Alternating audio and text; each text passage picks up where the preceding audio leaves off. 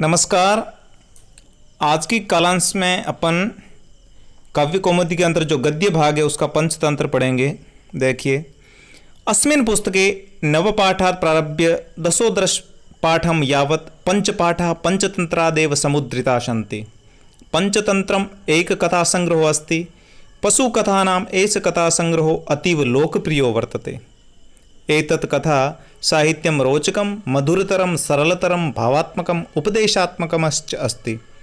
अत्र ये पाठा चिताः तेषां भाषा बालानां सुखबोधाय सरला सुगमा ग्राह्याश्च वर्तते। एतेषु नीतिपरकपाठेषु जीवनस्य व्यावहारिकपक्षो वर्णितः। सम्प्रतिके काले छात्रेषु नैतिकता प्रायेण लुप्ता, अतः तस्य विकासार्थम् अयं कथासङ्ग्रहः सङ्कलितः। एतदेव अस्य कथासङ्ग्रहस्य प्रमुखोद्देश्यं।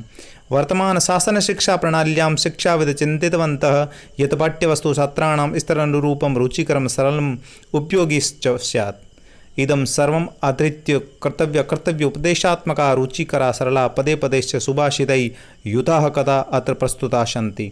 यानी कि बच्चों को सरल तरीके से नीति की बातें बताने के लिए इस पंचतंत्र की रचना की गई है। इसीलिए अपनी इस पाठ्य पुस्तक के अंदर नवम से लेकर 13वें पाठ तक पंचतंत्र की 5 कथाएं हैं। हर तंत्र में से एक कथा को लिया गया है और इसमें वो सारी कथाएं दी गई है।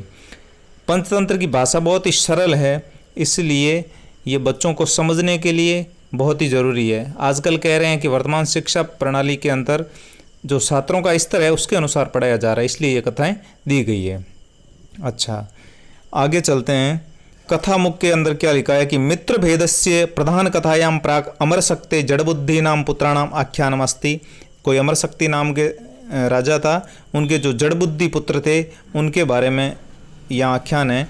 एते अविनीते मूर्खे पुत्रे नृपो दुखी वर्तते। राजा इन जो मूर्ख पुत्र थे उनको लेकर के बहुत ही दुखी था, इसलिए उनको विष्णु शर्मा नाम के एक ऋषि ने कहा कि अहम षण्मासाभ्यन्तरे तव पुत्रान् न्यायशास्त्रं प्रति असाधारणं करिष्यामि इति विष्णु शर्मन् प्रतिज्ञां श्रुत्वा नृपः तस्मै पुत्रान् दत्तवान्, और उनको समर्पित कर दिया। अच्छा, आगे ये कह रहे हैं पंचतंत्र के रचनाकार तो विष्णु शर्मा ही माने जाते हैं। पंचतंत्र में 5 तंत्र है। पंचतंत्रे पंचतंत्राणि सन्ति। वो 5 तंत्र कौन से हैं? सबसे पहला हो गया मित्र भेद, दूसरा हो गया मित्र संप्राप्ति, तीसरा काकोलुकीयम, चौथा लब्ध प्रणासम और 5वां अपरीक्षित कारकम। ये 5 तंत्र पंचतंत्र के अंदर है। अच्छा, इन 5 तंत्रों के अंदर कितनी कथाएं और कितनी उपकथाएं हैं? देखिए, मित्र भेद के अंदर 1 कथा और 23 उपकथाएं हैं। मित्र संप्राप्ति में 1 मुख्य कथा और सप्त है वो उपकथाएं हैं।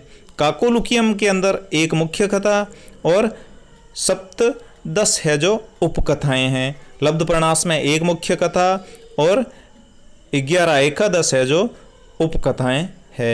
अपरीक्षित कारकम के अंदर 1 मुख्य कथा और 14 उपकथाएं हैं। मतलब कथाओं से एक मेन कथा होती है, मुख्य कथा होती है, और बाकी जो उपकथाएं हैं यानी कि उस कथा को अन्य कथाओं से जोड़ करके संबंध स्थापित करके समझाया गया है, उनको उपकथाएं कहते हैं।